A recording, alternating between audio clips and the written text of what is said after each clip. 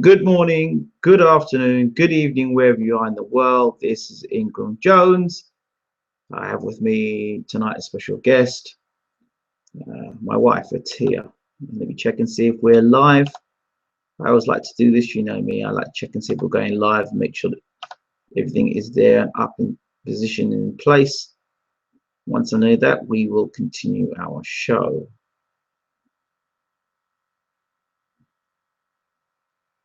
Let me just give it a second. At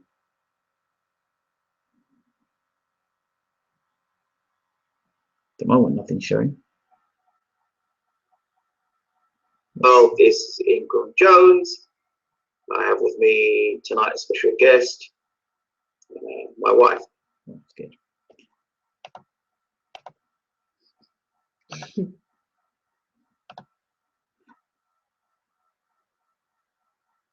At least I know that we are live now, so I'll start again. Good morning, good afternoon, good evening, wherever you are in the world. You know who I am. This is my wife, Atia. You may have seen her before in previous boxing videos. Someone asked why have I brought her on today. It's because, as you've seen from the title, it's Thurman versus Collazo, and Atia is a Keith Thurman fan. Yes. And so therefore we're back to talk about one time. Tia, is anything you want to share with us before I start talking about Keith One Time Thurman? No, I'm looking forward to the fight. Okay, Keith One Time Thurman returns, the Thurminator. One time, some people call him the savior of the welterweight division. Some people say he's the most feared man in the welterweight division. Some people think he's hype. Other people think that he's just a loudmouth and hasn't really backed up his boast so far. And others will say he's a tremendous puncher, knocking down all of his opponents, bar Zavich, which he went the whole 12 rounds with. So there are different opinions on the whole Keith Thurman story. People say that the Guerrero fight was a good fight. That was his first named opponent. But he certainly needs to be fighting more named opponents. And one of the criticisms before Mr. Thurman's door is that he's been doing a lot of talking about knockouts, but not knocking anybody out of recent times. That's just what it is. That's what it is. He's been talking a lot about knockouts for life, but quite recently in fights, the Guerrero fight was a points fight. The fight with Bundu was a points fight. So that's two fights he's gone to points. So, and interestingly enough, it's been since the shoulder injury, the last two fights, Thurman has gone to points. So has the shoulder injury been a key factor in the Thurman power? Or has Keith Thurman met his level? Has he reached his level now? Now, there are a lot of things to talk about here with the whole Keith Thurman story, because I'll break it down in different ways, and then we can probably get round to my final prediction for the fight. Here we go. SKC says, yo, good evening. He's got on, he's not afraid to let it go. That's what Keith has said. It's 4C Sports Media says, yo, good evening. SKC, I don't know who you are, but good evening anyway. 4C Sports Media, obviously, I know who you are, and glad to see you in the room. How do I feel about the PBC's fights? I think it's free to air. You're getting to see some of the top names together fighting. I think a lot of people got given Al Heyman a lot of stick. But if Al Heyman didn't do it, there's certain fights we wouldn't be seeing. So I don't know. I think boxing fans, and this is the first year for the PBC. I think people have been kind of harsh. Personally, people have been a bit harsh about PBC. I think you know, if you could show me something a lot better on TV at the moment, then you know, fine. You say Thurman will be easy for one time. Well, it might be 4C Sports Media, but there might be some other interesting issues that I think boxing fans may not consider with this fight with Collazo. But I want to say something first before I get into this whole Collazo Thurman fight. and it's something to do with bandwagon, and it's to do with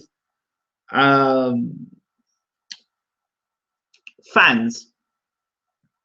And when a fighter starts his career off, you ask often the questions: who's he for? Who's he beaten? And you know, you get scores a few knockouts, and then he's considered a beast because he's knocked out a few guys that you've never heard of. But he looks good doing it, but he's a beast. Or he, you know, he's the next coming. He's a legend. He's not fought anybody, but he's an absolute legend. And you know, he's fought absolute nobodies. And I remember spotting Keith Thurman way back, probably the Carlos Quintana fights when I first saw him. I thought that guy there could be. That guy looks like a real star. He's two-fisted attack, very intelligent fighter. Never seen him fight the same way twice in a fight.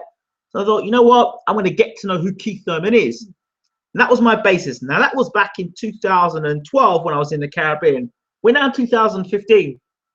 Keith Thurman is a household name. There are a lot of people, and I mean a lot of people, when I was jumping up and down about Keith Thurman, that was saying, we jumping up and down at Keith Thurman. He's not the truth. Keith Thurman ain't this. Keith Thurman ain't that. Keith Thurman ain't this. Keith Thurman ain't that. And the same people that were saying that are the same people now running to interview Keith Thurman and to talk to Keith Thurman and believe in Keith Thurman are the same people now running around saying he's a beast, he's brilliant, he's great, he's next in sliced bread, he's the savior of the welterweight division. And I was one of the guys that first said, you know what, this guy is going places. But there was something that George Foreman III said to me. And I remember George Foreman himself, great analyst of boxing. And I remember George Foreman saying before Lennox Lewis fought Oliver McCall, and he just knocked out Phil Jackson. And he said, Lennox Lewis is probably the biggest puncher in the heavyweight division, but he needs to get over the proper trainer. I remember him saying that. He needs a proper trainer in his corner, and he needs help because he looks bad. Ironically, the next fight, as we know, Oliver McCall knocked out Lennox Lewis, and the man that made that knockout happen was Emmanuel Stewart, and the rest is history. The famous Emmanuel Stewart joined Lennox Lewis, joined forces with Lennox Lewis, and helped Lennox Lewis not only become heavyweight champion again, but become undisputed heavyweight champion of the world, which is fantastic for a lot of British fans. Some people say, well, he wasn't the WBC, he wasn't the undisputed champion because he wasn't the WBO champion. So it's how you take it. But Lennox Lewis for me was numero uno in his time for when he was around. See what's going on? Well, Bayloric, what are you going on about? What are you trying to get to? Well, I'm getting to this fight right here. And I'm getting into the fans, the bandwagon, and PBC. Now, there are a lot of people in boxing that have a lot of things to say about Al Heyman. But you know, it fascinates me. So many people talk about Al Heyman. But you know, the thing is, all these people talk about Al Heyman. Nobody's interviewed him. But everybody can tell you, well, Al Heyman is this, and Al Heyman is that. And I think Al Heyman is, well, it's almost like Jesus Christ, Al Heyman, because nobody's interviewed him. All the guys I know in boxing who actually have been managed or being signed by Al Heyman have never met Al Heyman. They just say, thank you to Al Heyman. Al Heyman's like a ghost. But even that, oh, they've seen Al Heyman, and they're not going to say they've seen Al Heyman. Everyone's thanking Al Heyman, okay? And Al Heyman gets a lot of rap for a lot of things. But nobody's interviewed Al Heyman. Nobody said, you know what? I want to know what Al Heyman's got to say about this. You know what? Nobody's interviewed Al Heyman. So until somebody's interviewed Al Heyman, and Al Heyman's in a room with somebody, and he's sitting down saying, well, I think PBC is, and I think we should have catchweight fights. And I believe that until he says those things, it may have Al Heyman's name to it, but is he making the final decisions? I don't know. And until I sit down in a room or I've interviewed him, I've seen somebody sit down and interview that man in a room and ask him questions, and I can answer them. As far as I'm concerned, I'm sorry, but for me, the whole Al Heyman thing, he's the one guy in boxing that nobody's got an interview with. I mean, you've seen De La Hoya, you've seen Don King, you've seen everybody else. But Al Heyman, nobody knows about Al Heyman. So for me, I just got to say thank you to Al Heyman. Like everyone else, I don't know. But honestly, I don't know. I've never interviewed him, and I don't know anybody who has interviewed him.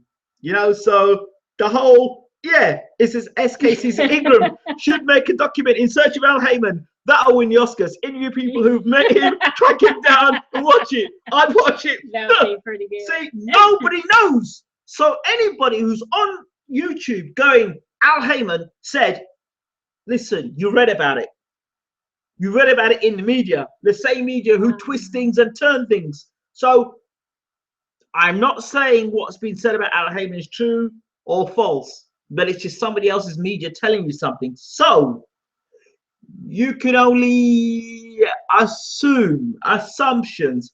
Nobody knows about Al Heyman. Nobody, apart from Al Heyman and the people that Al Heyman wants you to know about. So, and you've got to ask yourself the question, why doesn't anybody get to interview Al Heyman? I've heard some rumors, I've heard some stories, something to do with his personal life and what he does in his personal life.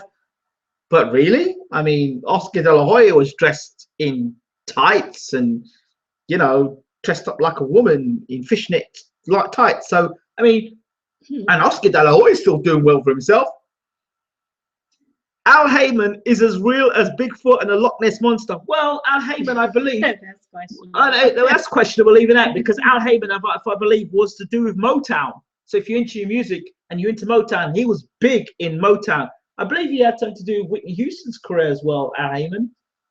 I think, I'm not sure. What he was to do with, you American, all the Motown. No, I don't know all the Motown. Yeah, but you know some of the Motown, don't you? I've heard of Al Heyman, but come to think of it, I've never really went to go research them. Are there pictures out there of them? Yeah, yes, there's a few pictures of the Loch Ness monster, yes. But I don't know. Even Al Heyman might be now watching me on YouTube, and if he is, I salute you, Al Heyman. I think SKC made a good suggestion. Go in search of Al Heyman. Well, if you can get an interview, you make history. Yes. I think, to be honest, the whole Al Heyman thing, I don't hear no more crap about Al Heyman because I don't know about Al Heyman, and I'm not standing on anything that I know about Al Heyman until I see that man in a room being interviewed. I don't hear about Al Heyman, but he's a lot bigger than boxing. Thank you very much. Thank you very much. He is bigger than boxing, a lot bigger than boxing. You've seen Eddie Hearn.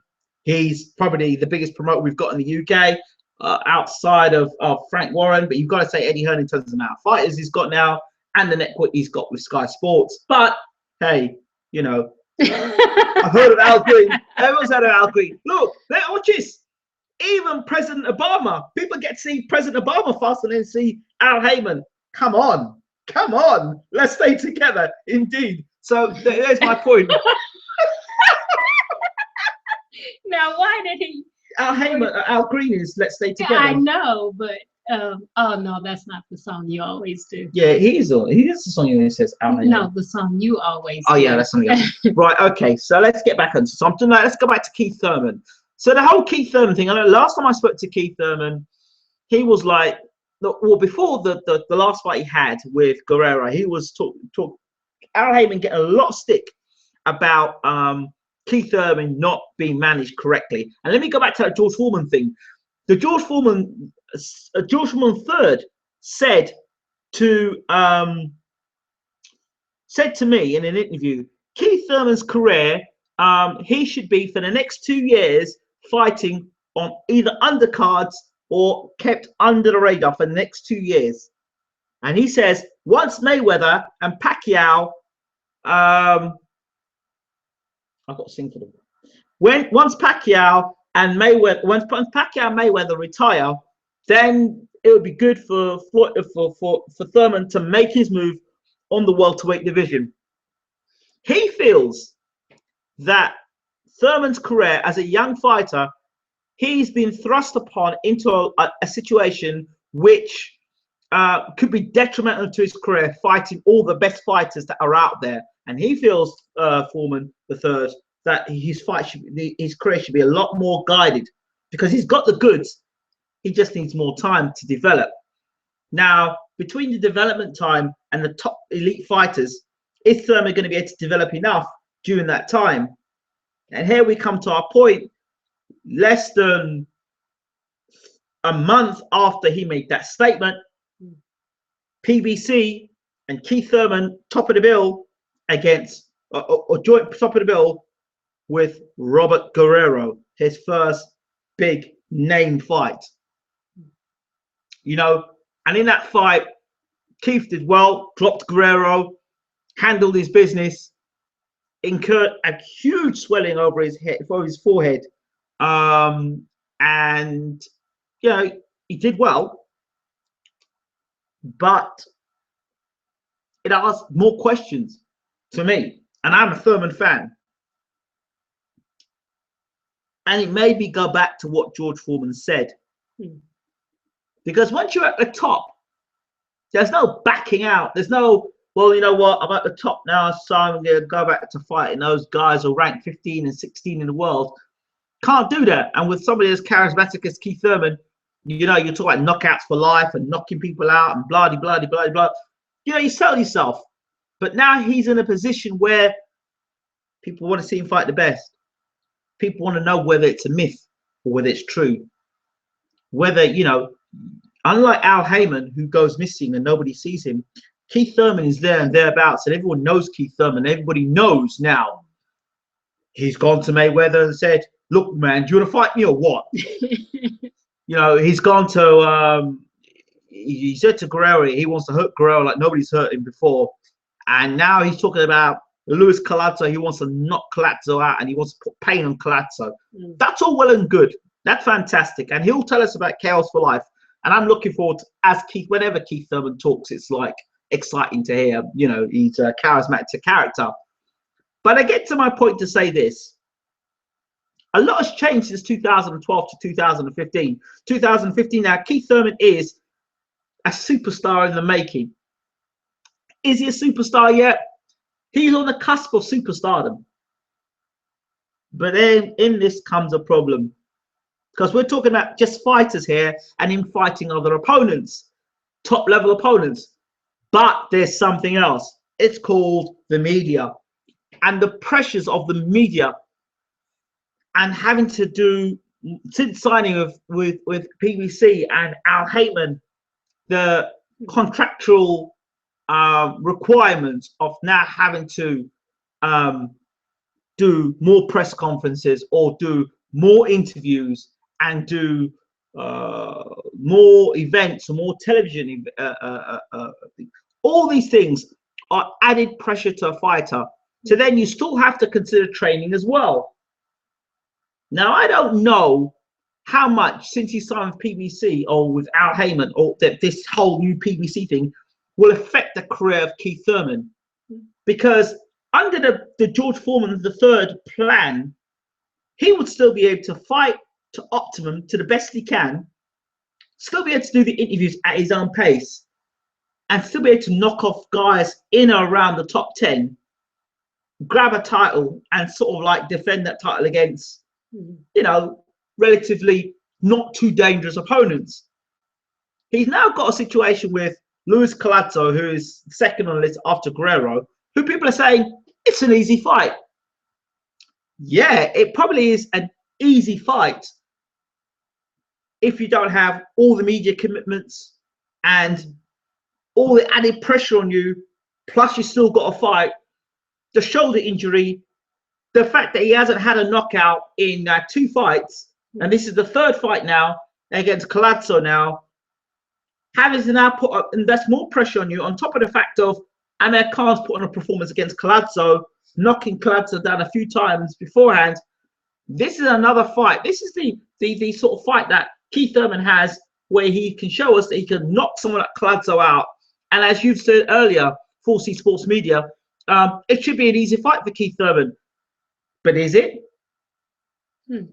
Is it an easy fight for Keith Thurman now, with the fact that he clearly is struggling with the whole media thing? This is something that he probably didn't see coming or expect to be coming. But now you can't say, well, I don't want to talk to somebody today. You have to do the interviews. And if your publicist says to you now, well, these are the interviews set for you, you're gonna have to do them. So then how much does that affect your training time? How much does that affect how much you dedicate to gym? You don't know these things. You can say, well, I still feel the same way, but you don't know until fight night how much it affects you. Let's go back to even Floyd Mayweather. Floyd Mayweather, when he was going for the rankings up until probably the Oscar De La Hoya fight, you know, but Floyd had a nice, good build up before he met Oscar De La Hoya fighters. So it's how you deal with the media. I've just finished talking to former heavyweight champion of the world, Bermane Stiverne, and in the interview with him, he openly admits that when he fought Areola the first time, it was okay. When he won the title and became heavyweight champion of the world, the pressures were still okay with the media. But then he fought Deontay Wilder in his first defense, and the media demands were, in his mind, almost excessive. The pressures. And some people cope with those pressures really well and go to the next level.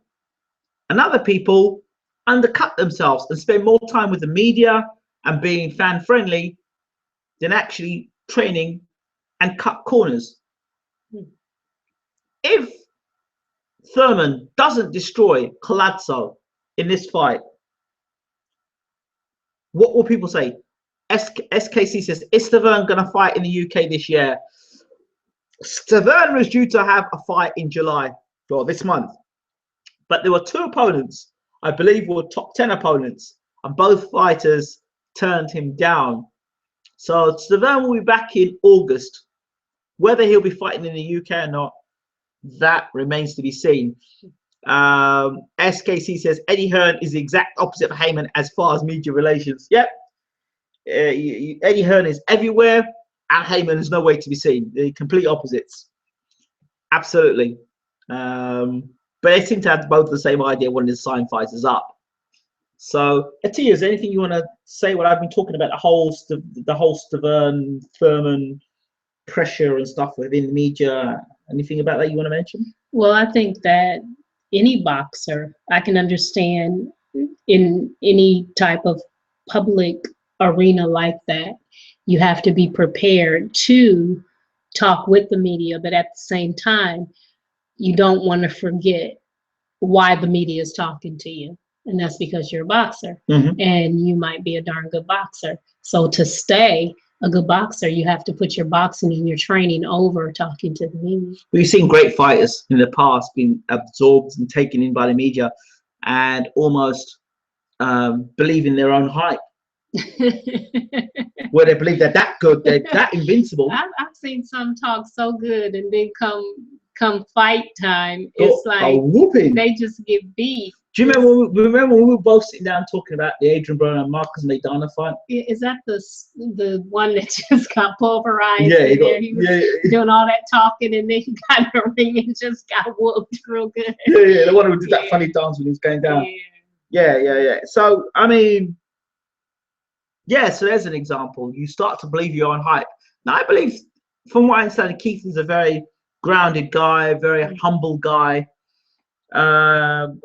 But things have changed, and I understand that. Things have definitely changed. You know, I remember where you get a telephone call from Keith Thurman. You're not getting that anymore because he's moving up, and that's success to him, and there's no problems with that.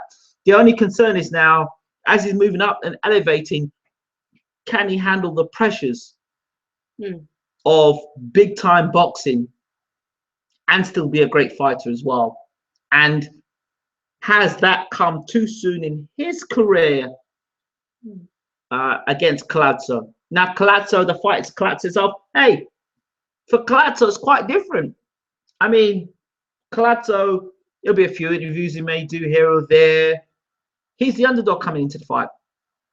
So he's got absolutely nothing to lose. He's expected to lose the fight. People expecting Thurman to go in there and blow Collazo away. They think, well, Amir Khan can't punch as hard as Thurman. But Collazo was bewildered by Khan's hand speed. Thurman isn't as fast and doesn't throw those flurry of fast punches like Khan does. But what he does do is hit with explosive power. Now, I expect Collazo to be tricky for 3 to 4 rounds, maybe. And if Thurman is anywhere near the Thurman I expect him to be, hi Ruben Kadik, if Thurman is anywhere near the form I expect him to be on, I expect Thurman to get Collazo out between rounds 6 and 8. I really do. If Thurman goes 12 rounds with Luis Collazo, based on what Amir Khan's done to him, you know, Luis Collazo, I don't think has fought since he got beat by Amir Khan. So, question is, what sort of desires Collazo come in the ring with? Is he seeing this as an opportunity to cash in and make some money? Is he seeing this as an opportunity for him to shock the world? I do know Luis Collazo have been calling out Keith Thurman for a while. So, and let's just add, on top of everything else with the whole Thurman thing, let's add one other thing to the top. He's fighting at home. He's fighting in Miami, in his hometown, I believe. So, if not his hometown, he's fighting in Miami. So he's fighting locally. So, and he's he's headlining. He's the big boy on the show. So, on top of all that, he's a big name. He's headlining. He's got all that media attention on him. He hasn't had a knockout in 2 fights. He's fighting Luis Collazo, who people are expecting to blow away. And he hasn't blown a guy away in 2 fights. And Collazo is tricky. Is George Foreman III's words going to come back to haunt Keith Thurman? Is it too much too soon for one time? Being a big puncher, that's cool. And being a good boxer, that's fine. But with the added media external pressures, how much is this going to seep into the career of Keith Thurman? That's a question that I'm asking tonight, and I'm asking myself. And for me, from what I've seen of Keith Thurman, I've seen a fighter that knows when to engage and knows not when to engage. We saw in the Bundu fight, he knew early on, I'm not engaging with this guy. I'm going to pick my shots and get away from this guy. I don't want to be training with this guy for too much. And you saw Keith Thurman, after he dropped Bundu, get on the back foot and circle around the ring for 12 rounds, throwing his shots in and out, pot shotting, and he couldn't drop Bundu again over the 12 rounds. We saw him engaging in spots against Guerrero, and Guerrero landing good shots. The one thing criticism I have of Keith Thurman, I still believe, evening Michael Redmond, one of this is Atia, my better half, my wife. You had to think about it. Yeah, I had to. I was going to try and say something else, but I couldn't. Yeah, Atia is a big Thurman fan and has had the honor of talking to Mr. Thurman, even briefly. So, what was I saying about Collazo? So he comes into this fight with no threat whatsoever. I mean, no expectation whatsoever from the outside world. So this is my concern. Are all the pressures of being the star for the show, the media attention, the shoulder injury, Michael, the media attention, the shoulder injury, the 2 fights he's not scored knockouts. He's knocked 2 guys down, but not knocked them out. And since the injury to his shoulder, he has not scored a knockout victory. Amir Khan has just beaten Collazo quite convincingly. if Thurman doesn't knock Collazo out, Hmm. where will that place Keith Thurman? Hmm. So for me, this fight with Collazo is re-establishing himself as a knockout puncher, re-establishing himself. I said one of the weaknesses I see with Keith Thurman is he seems very good offensively, but defensively, I have question marks. Putting your hands up like this isn't defense.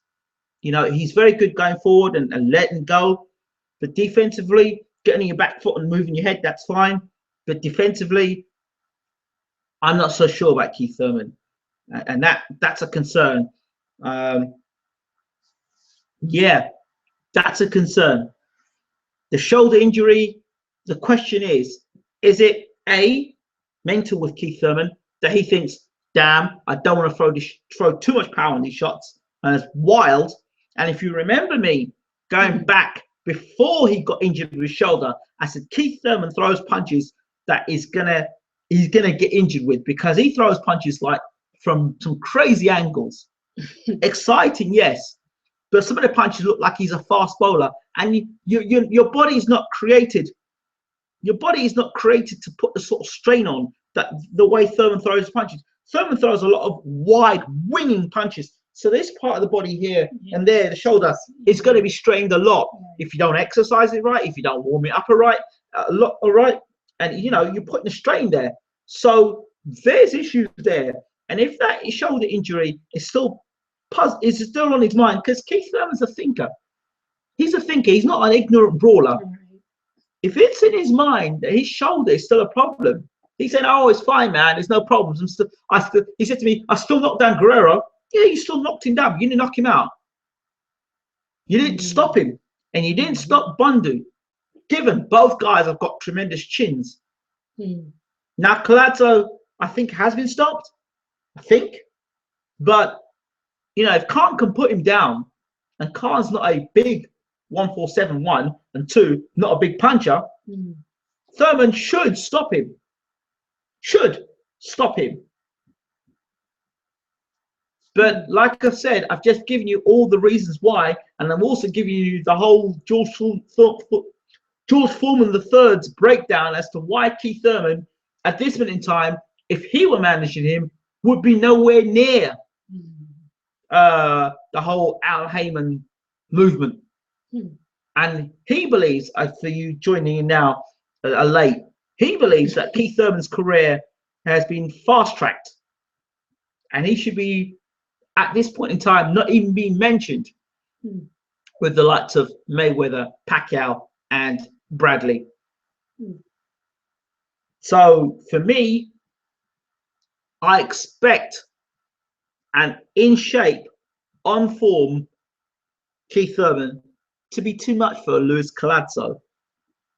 But a distracted Keith Thurman, a Keith Thurman concerned with his shoulder injury, a Keith Thurman that doesn't knock Collazo down, a Keith Thurman that gets counterpunched by Collazo, a Keith Thurman feeling the pressure of having to put a performance on, being headliner in his hometown. That Keith Thurman, I don't know. I expect him to win the fight, but it's how he wins the fight. That is what's going to be key in this fight. How he wins the fight. Can Collazo upset Keith Thurman? Underprepared, overworked with media.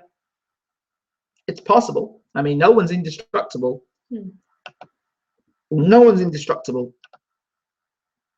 So it's just what Keith Thurman we get on the night.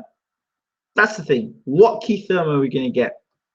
And if we get a less than sharp Keith Thurman, there are reasons to revisit not only what I've said tonight, but to revisit what George Foreman III has to say. Like I said, offensively, he's great.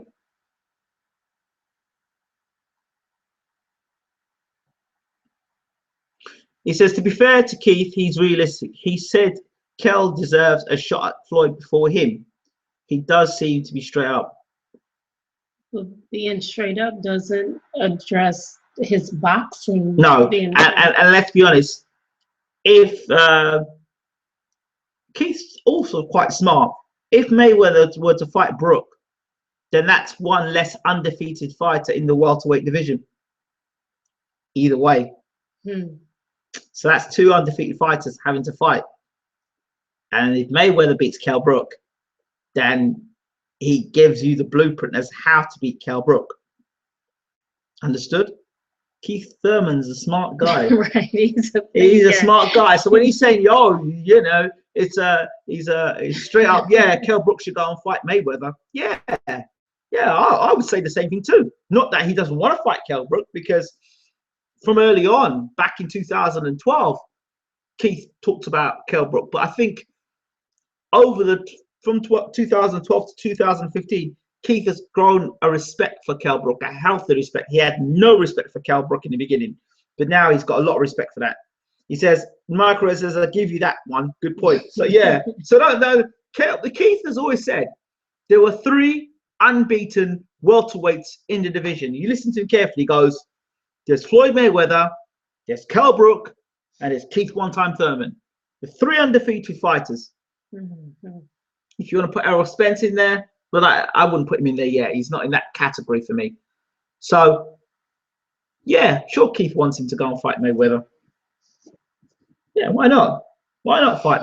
Get your ass beat up by Mayweather, and then because yeah, well, he's been beat. I'm the only undefeated fighter left. You know how? Let's see that Keith. I'm the only undefeated fighter left. He got beat, so I'm the only one. I'm not afraid of my own go. Let's get it on, Mayweather. So you'll say something like that, and so Keith ain't stupid. He's smart. He kind of fooled you there, but I've talked to him for almost 3 years now, so I know how the guy is kind of operating. So it's good at that level now, and without Heyman as well. Oh, come on, man. And let Kell Brook get beat. Let Kell Brook get beat by Mayweather. That's his way of thinking. One less fight I have to get myself involved with, and if I get myself involved in that fight, at least I know I've got a way of how to beat him. And he can say, well, Kell Brook's been beat by Mayweather. He's been beaten before, so I'm unbeaten. So that's the way of thinking. I still think Mayweather is up there as a top welterweight. He's a top welterweight. He doesn't want to have nothing to do with Keith Thurman. Let me tell you that now. When Keith Thurman was making his HBO debut, Maidana was offered. So after the Carlos Quintana fight, Maidana would be next in line. And Maidana did not want that fight. 3 times Marcus Maidana was offered the Keith Thurman fight, and 3 times Marcus Maidana has gone missing. Well, now, will be questionable whether Marcus Maidana even comes back to the welterweight division, because he looks like he's gone up to the cruiserweight division. So if he does come back, maybe he'll come back super welter, light middle. Who knows? How do you think Brook Thurman goes, guys? Brook Thurman. That's a good question. Oh, we talked about this before. Will Brook meet Keith Thurman? That's the question. I mean, how does it go? It goes if they meet. But in the time being, who does Kell Brook make his defense against? I mean, he's got an IBF title defense to make. Who does he make in that defense? How does Keith Thurman do against Collazo? And then where do we move from there? Because after that, then you also could take into consideration Mayweather and the belts. Did he refuse it for bigger money? A bigger money fight? I don't know. Who? Maidana? 3 times?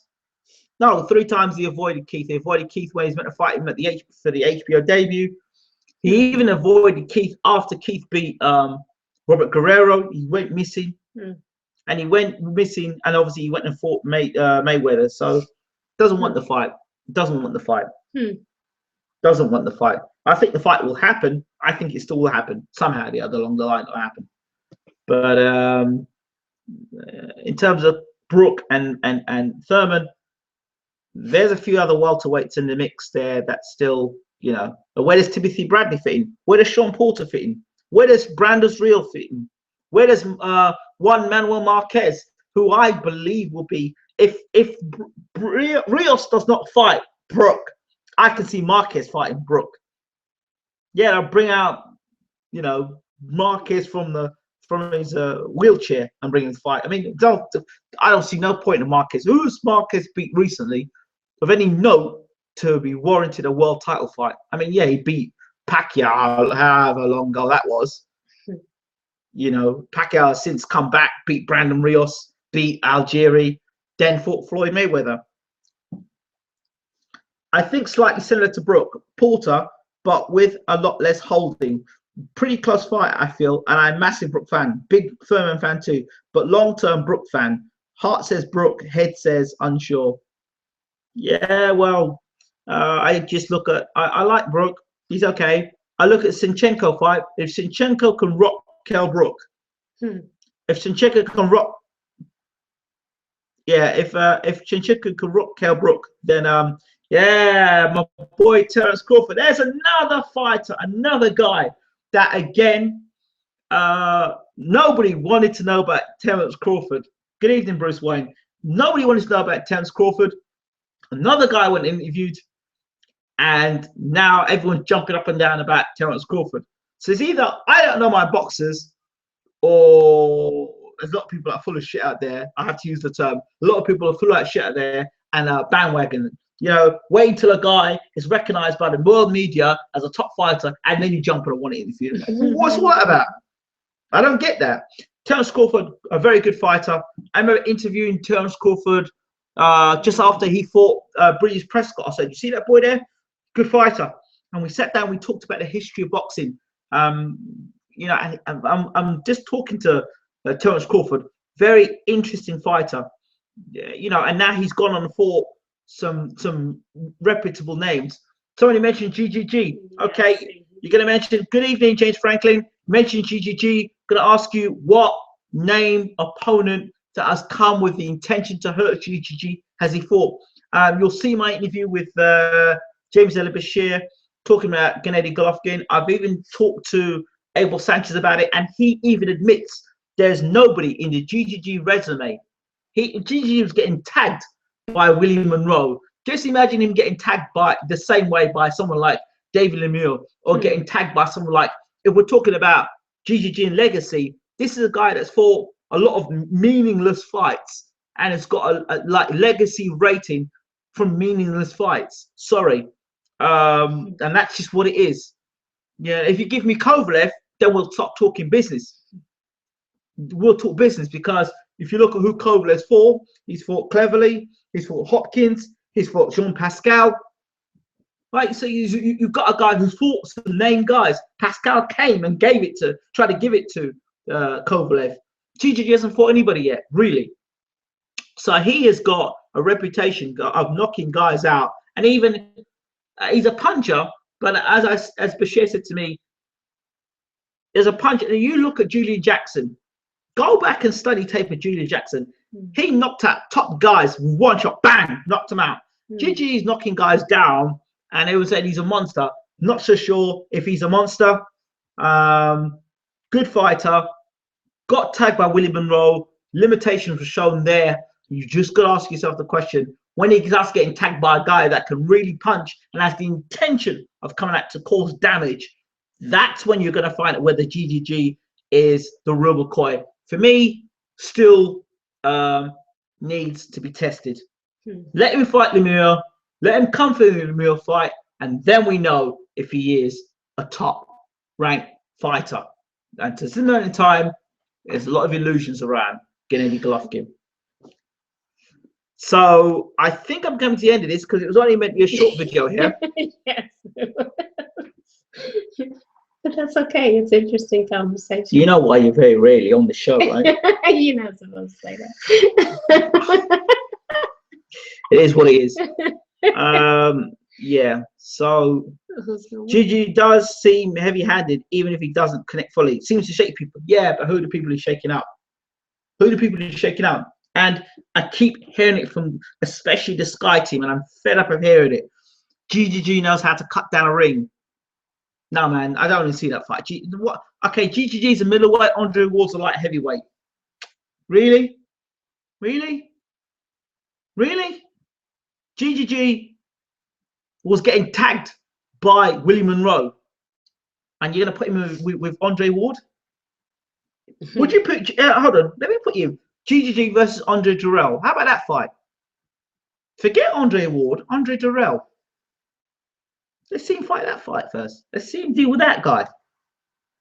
You know, GGG remains a myth. Andre Ward has fought the best.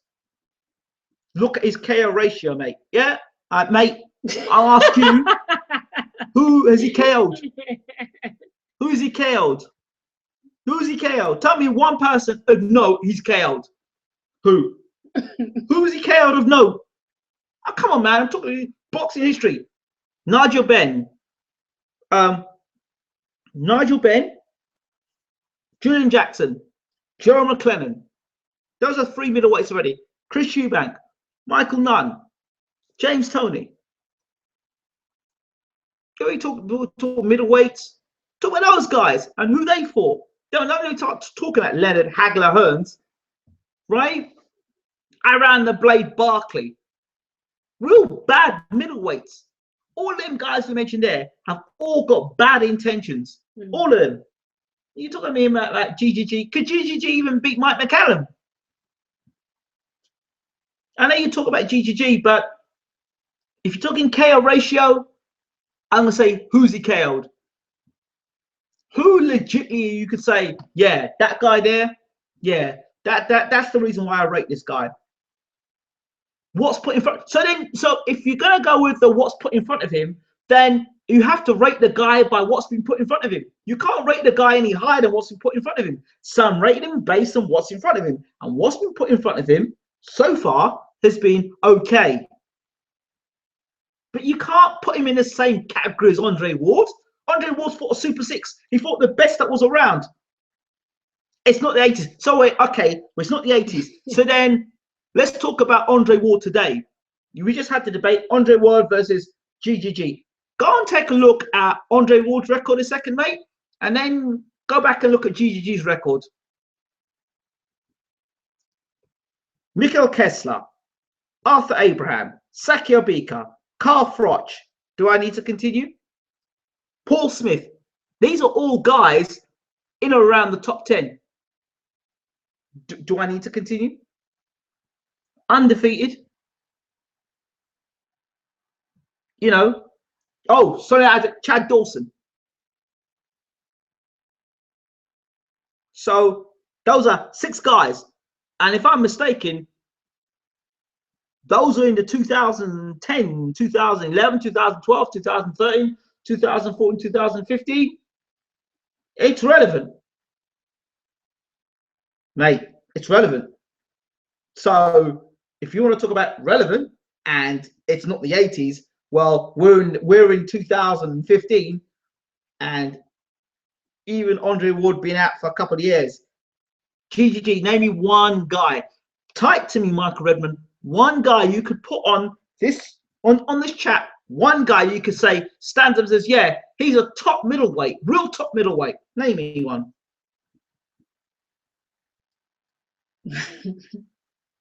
Paul Wynn was his greatest win. Yeah, Bruce, you're trying to wind me up now, right? You're really trying to wind me up. I know you're trying to wind me up. Right, that's it. I'm getting out of this debate because you're trying to wind me up now. I'm going to bed. It's almost 12 o'clock. Thank you all for watching.